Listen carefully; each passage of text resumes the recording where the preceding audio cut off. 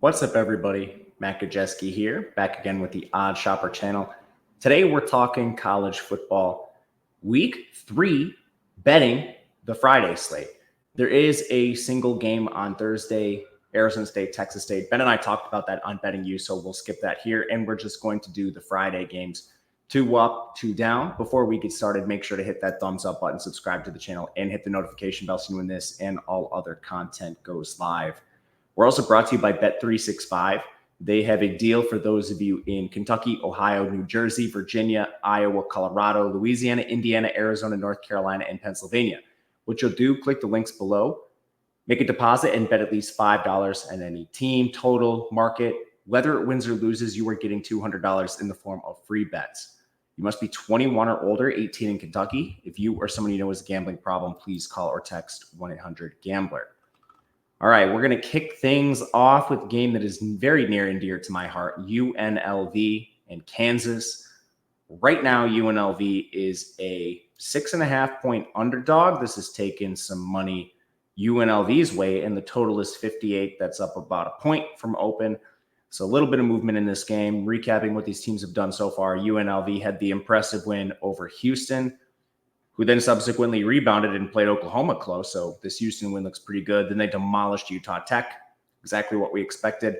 For Kansas, they beat Lindenwood, which was expected, and then they went up and lost to Illinois, which was an outcome I did not expect. The spread closed at 4.5, and they lose that game 23-17. Kansas did outgain them yards per play, 5 to 4.6. They did lose the turnover battle 4-1, and it was probably the worst game we've seen Jalen Daniels play since his freshman season. He's now completing 57% of his passes for 6.1 yards per attempt. He has 3 touchdowns, 4 picks, double the amount of turnover-worthy plays compared to big-time throws, and he only has 27 rushing yards. More importantly, the offensive line is still keeping him pretty clean. 12.3% pressure rate, unforced errors, not looking good for Jalen Daniels. Against an Illinois defense, which I had a lot of questions with, they lost their entire upfront unit on the interior. Like Jerzon Newton wasn't there. So that was really weird to see them play so poorly and not ride Devin Neal to victory here. Like, you can clearly tell they have an OC change. They're playing way faster. They're 61st in pace. Their pass rate's 50%. I mean, just a lot of change for Kansas. So I kind of set this up. I am looking at a UNLV ticket. I took a 7.5 when it opened. There are 6.5s right now. I don't like that number quite as much, but it's still the side I lean to in this game. UNLV has continuity in their coaching staff. They run a very unique offense. It's called the Go-Go. There's a lot changing, especially at the quarterback position. They had a 3-way battle this offseason, but it has now been won by Matthew Sluka, who, like Maeva before him, is a dual threat and ready to run the ball and run it well. So in their first 2 games, he's only completed 47% of his passes for 7.7 yards per attempt, but he has 5 touchdowns, 1 interception, 6 big-time throws, 3 turnover-worthy plays, 129 yards for 6.5 yards per carry. And when he does throw, I'm not super concerned because he still has Ricky White, DeJesus, some really good receivers. It's not like he needs to be the talent elevator of the offense. And then this run game is actually extremely good. They've been using 4 running backs, and last year they basically relied on Jaden Thomas, but Michael Allen, Kylan James, and Greg Brell have all been functioning in there and functioning well. The O-line is awesome. There were 4 returning starters back on that unit. And early returns on the defense have been pretty good. I'm a little suspect just because of level of competition stuff, but both teams are pretty good in coverage. We'll see.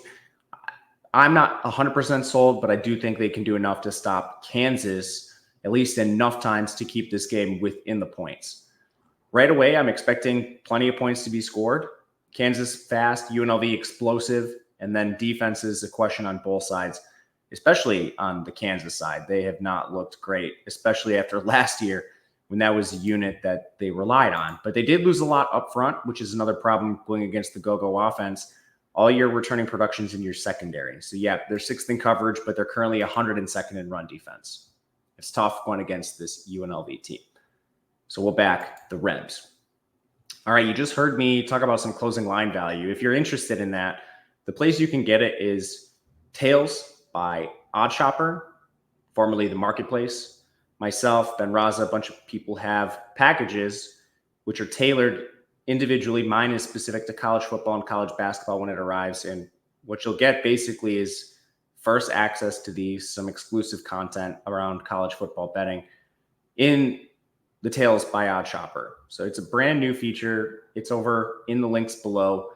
And there's a lot of cool stuff we're doing. I'm always trying to get these picks out as early as possible so people can obtain closing line value. It's direct access to me if that's something you're interested in. Not always great at, selling myself. But if you want that, it is there and the links are below. A game I do not have a strong take on is our second one on Friday night. It is Arizona taking on Kansas State. This is moved towards Kansas State. It's now -8 in most spots. And the over-under is 59.5, which makes a lot of sense to me. We've seen putrid showings from both defenses. Pace is a little concerning. Arizona's 56, so a little above average, and Kansas State's 98, so a little below. Kansas State trying to run, 42% pass rate, and Arizona is at 54.5%. The big concern I have with the total, which is probably where I'd go at this point, and honestly, this is a concern with Arizona too, is just Northern Arizona shut them down. And they did it in such a simple way, it almost blew my mind. All they did was bracket Ted McMillan and blitz the quarterback. And it disrupted the entire offense. Just unbelievable what happened. So that game ends up being pretty close, 22-10 over Northern Arizona. And in the game, we saw this Arizona team go to 6.7 yards per pass attempt. I just don't know what to really say. You bracket coverage Ted McMillan, and then I guess the real problems are, and this goes back to last year, Noah Fifita has not been a talent elevator. If you look at a lot of underlying metrics like big-time throws, turnover-worthy plays, the reason he was a big success and Delora wasn't is Delora was erratic. Delora would turn the ball over incessantly. Noah Fifita would put it where he was supposed to, and that was enough. Cowing and Ted McMillan could just ball out. You didn't need a quarterback that was a gunslinger to create on his own. You needed a steady Eddie type quarterback, which Fifita was great at. This year, you have one good player. So if defenses dedicate all of their coverage to that player, can Montana Lamonius Craig step up? Can the running back step up? Can the offensive line step up? They lost Jordan Morgan. They had some injuries already before the season even started. That unit's been bad. They're allowing a 25% pressure rate against really bad competition, New Mexico and Northern Arizona. So, we just haven't had anyone step up to help Ted McMillan. We haven't had Fifita raise talent to the level that we saw them play at last year. And the defense has been downright horrible. Even against, FCS teams, they're not showing up.